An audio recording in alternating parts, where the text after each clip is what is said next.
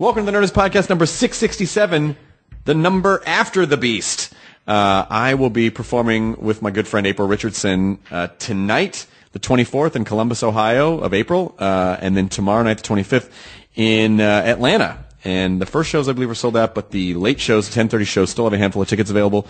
The following weekend will be in Boston and New York at the Wilbur Theater and the Best Buy Theater, respectively. Same thing. Late shows have tickets. Go to funcomfortabletour.com for tickets and info on that. Katie, what else is happening in the Nerdist Community Corkboard? Submissions are open for Snake Alley Festival of Film. The deadline is May 1st, so that's next week. So do you have to be a snake to enter? I think you can be a human. Okay. That'd be cool if it was movies just made by snakes. Do you have to be in-house Slytherin? Yes, you do. You have to be very evil. You have to speak partial tongue. Yep. The festival is August 6th through 8th in Burlington, Iowa. They're taking short film and screenplay submissions, and you can find out more information about that at snakealleyfestivaloffilm.com. And there's a band in Denver called Daenerys and the Targaryens. It's a Game of Thrones themed punk band. I would think it would be. And they have Game of Thrones screenings at a bar every Sunday with cosplay contests, giveaways, music, and like a lot more Game of Thrones stuff. All right, Daenerys and the Targaryens, please write a song called Drogo He Didn't. Please. Please. I'll give you $10. It's at the Armory in Denver. So I guess just go there. It starts at 6 p.m. Every Sunday. All right, great. This episode is Thomas Middleditch, whom I ran into at breakfast today. There's a diner I go to all the time, and he goes there sometimes, and because I'm there all the time, when I'm not, like if I'm eating breakfast, and so I had a short breakfast with him. I was finishing my breakfast, and he was waiting for someone else. But I love Thomas Middleditch. He's so great. He's great, and I think I convinced him to do, we're doing beta tests Monday night at Meltdown at 9 p.m., and I think I convinced him to do it. Oh, he's so funny. He has the best stories. I like the stories he does. Well, Silicon Valley... Thank the Heavens is back, season 2, Sunday nights at 10 p.m. on HBO, or on HBO Go, or the on-demand HBO Now. Mm-hmm. So watch it, support it. It's great. It's one of the best comedies on television, and please watch it so they will keep making these shows. This episode is brought to you by Audible. Audible.com is the place for audiobooks. There are over 180,000 titles to choose from every category imaginable. Go to audible.com/Nerdist for a free 30-day trial and a free audiobook. If you're still not convinced, here's why it's worth your time, all right? You're going to get books with well-known narrators like Lena Dunham narrating Not That Kind of Girl, or Tim Curry reading Bram Stoker's Dracula, or Amy Poehler reading Yes Please, featuring Amy, Carol Burnett, Seth Meyers, and more, or our pal Will Wheaton narrating Lock-In. So go to audible.com. You're going to find something that you want. And honestly, you're going to get through a book a lot faster if you can stick it in your ears instead of listening to the same playlist that you listen to over and over again. So go to audible.com/Nerdist today and sign up. Thanks to Audible sponsoring this episode of Nerdist Podcast number 667 with Thomas Middleditch. Now entering Nerdist.com.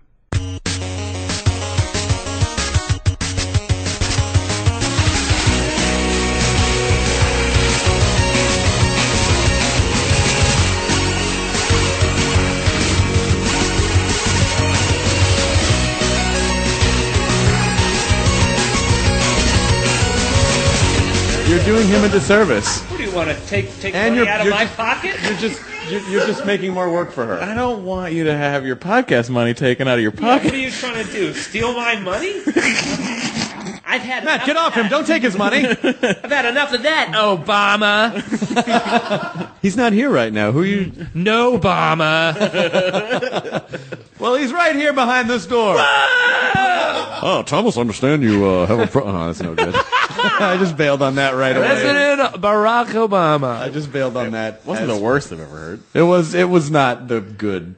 No, it wasn't good. It wasn't good. But it wasn't the worst I've ever heard. My name is President Obama. I think really and I own an oil rig down here in Texas. Bad impressions. Yeah. I'm actor Nicolas Cage, and I'm running for Senate. And then you can put him in the right situation. The general election, 2014. You got a Chewbacca case. I do. You gonna sign that book when we all done? Yeah, I know. Well, when you open you it, woke it him up. makes You woke up noise. Chewbacca. Doidle, doidle. I think there might be an R212 that goes. "Biddy-dip-wee." All right. Well, we're gonna be out of book space pretty soon. We almost so- are at a book space. This book is almost filled with signatures from people who've been on the podcast. Oh, goodness. There's about 20 signatures left before it's full. Wow. And we're gonna donate the proceeds from selling this book to me. We're not going to do that Oh. so that you can go buy a guitar. I would love to. You got your eye on that new guitar. Yeah, sure do. Sure do. You're like Wayne from Wayne's World. When you did the podcast with Craig, was at that time were all my guitars in the other room, like in the dining room when you did the? Oh, yeah. Oh, wow. Yeah, there were a lot of guitars. I need more. We've even gotten more since then. I have. How many guitars do you think you own? I own 30-something. Why? The series? Yes, I own the rights to 30-something. Oh, that's where all the guitar money's coming. I've traded guitars for the rights to 30-something. It's a very obscure loophole. Guys, Do all I am these- just trying to sell that to get La. Do all these guitars have significance, or are they just like, I like the look of that one? Well, I'm left-handed, so I buy them when I see them because they're hard to find. they're premium. Yeah, it's like I'm never going to see that again. But it's like, but Johnny Rotten No, played it's on more this. like I wish it were that cool. It's more like Dave Matthews looked at this in Minneapolis once. And now He I said, don't- no, I'm right-handed, What? I can't play. Hey, feelings get stop it! words have barbs. Hey, you're saying that like that would be a bad thing. I personally love Dave I think that would be a Matthews. great thing. In fact, Christopher, I own a Dave Matthews signature Taylor. It's true. You do. Well, Dave Matthews has probably sold more albums than John Lydon, I would imagine. Probably by a lot. Lots, yeah. They probably got to be up at the 100 million level right now. You think Dave Matthews is at 100 million? They've had 11 albums. Katie, research it. Google. Catherine? Yes. But you would know. How many Can you he name sold? all of No, them? I wouldn't know. Yes, I can name them all. Okay, well then you would know. But I don't know how many each did according to Billboard. I'd be surprised if they sold 100 million. That's a lot of albums. Hundo Millo? A hundo Millo. Hundo Millo. No, man. That's Garth Brooks. How many they've sold? Yeah. Correct, yeah. This is back in the days when albums meant something. When you get to man. listen from start to finish. That does not count all the people eating pot brownies in the parking lot swapping discs. This is how Ooh. many were paid for. That's not by- the only thing they swapped. Am I right? Herpes. Herpes? What up, herpes? What? Where my herpes at? We're right here. Yeah. Thomas Middleditch. What's up, herpes? We're doing pretty good, you know. Cool. You been to any cool concerts? Yeah, just trying to network like we do. Oh yeah, man. Hey, by the way, give me your good business card. I'll pass it out. Oh, sure. Here you go. I'm glad we had these tiny herpes business cards made up. These are on Mo cards. 30 million. 30. Okay, that's Close to 100. That's No, it's Pretty less than close. half. really Pretty close to 100. you guys. 30% of a hundo. 30%. If you got 30% on a test, you would not pass that class. Oh, Yeah, but a dismal fail. but it'd be like you tried, bro. I would say that's not trying. Good job. Good job by you. Whoa! What's happened? 4 more years. It must be up to 30 million and 10,000. Yeah, they must have had a couple of banner 2012s. I mean, considering how album sales have skyrocketed since 2010, could be double. You don't know what the Under the Table and Dreaming 25th anniversary vinyl sold. What? No, that's the only number you Why can are find. they trying to shield us from? The truth about how great the David John Matthews is. Oh, I don't want your hair. Was Ants March was? Okay, so for those of you listening at home, Matt just took a drink while singing Dave Matthews and dumped it down the front of his beard and shirt. Guys, just taking a trip, you know? The water's just man. taking a trip. Just taking a trip down Wino Lane. Yeah, man, far out. Yeah, man. okay, it's a dry fit. Yeah. Yeah, man, wicks away the moisture. It's very important. man. It's a synthetic microfiber, Yeah, man. Space.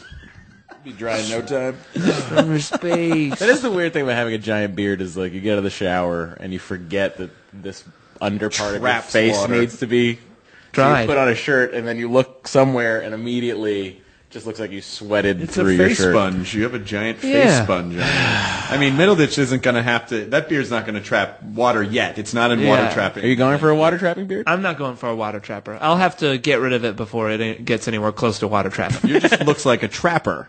Yeah, It's just like the like- trapper keeper. A trapper keeper. Are you... So, Silicon Valley comes back April 12th, is that right? 12. April 12th. Yeah, And so you're done. You've been done shooting for a while.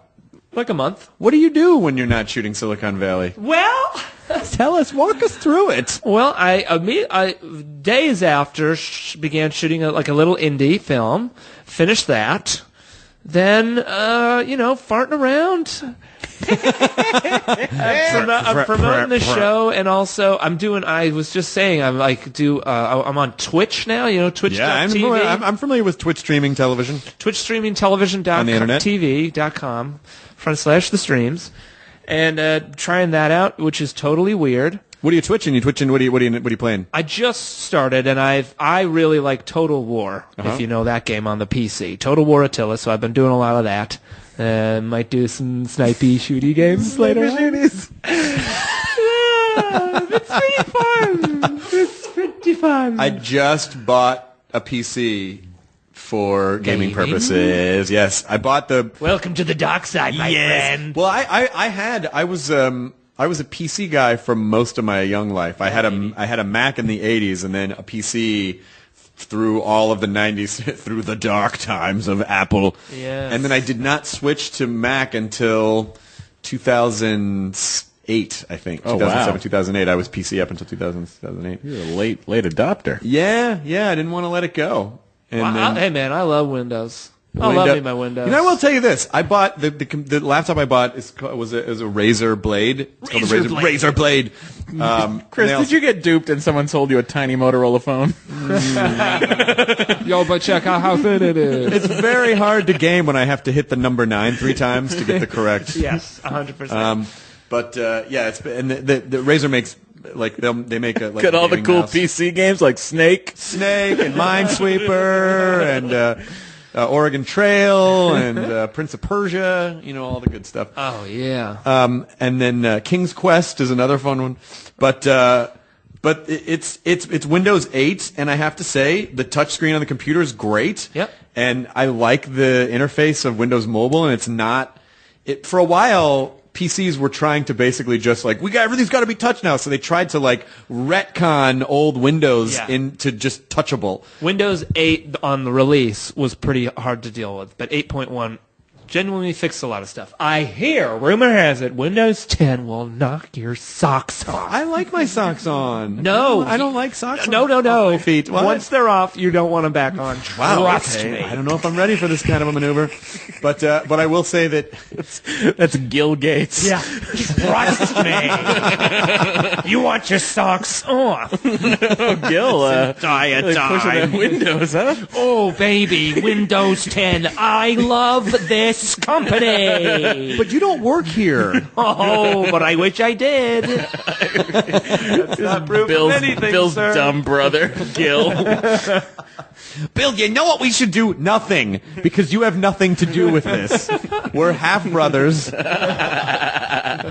It's those improvs where someone basically is assigning all the information to the other person. We may be half brothers, and we may share a father that disappeared when you were young. It's like, But this police station can't run itself. all right, scene, I guess, says the other person. So you're both going to have to take over.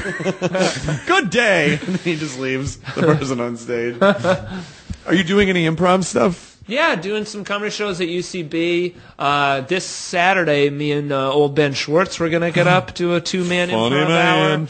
Then Sunday, if you're around, go to UCB for a video game competition show that I host. Nice. Very fun. Audience members come up, they play video games, we get rowdy, we give prizes called the Extreme Gaming Championship. That's just like Starcade. Yo, if you remember bro. that game show from the 80s.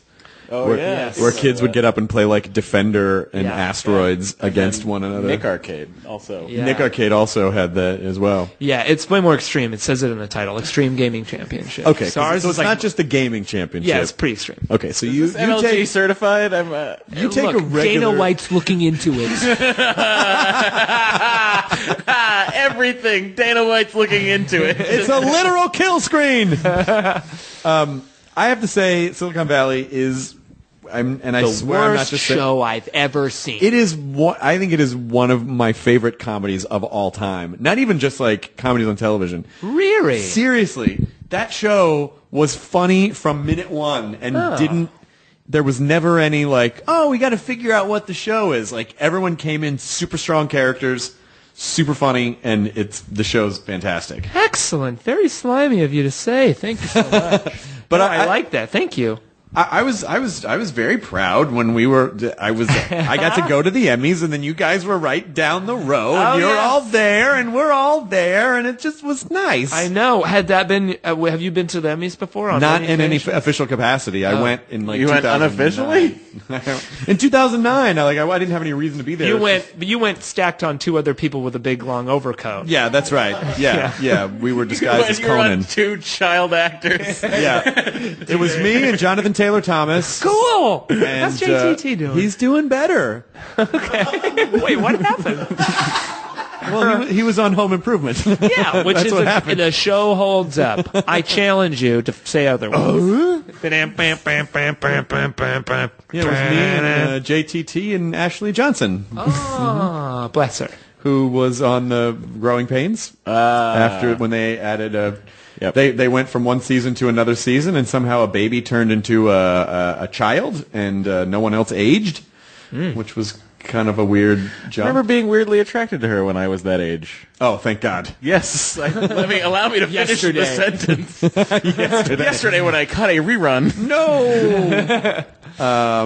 Yeah. So it's pretty great that Mike and you guys had the freedom to make a show that was actually funny that didn't get ruined by someone.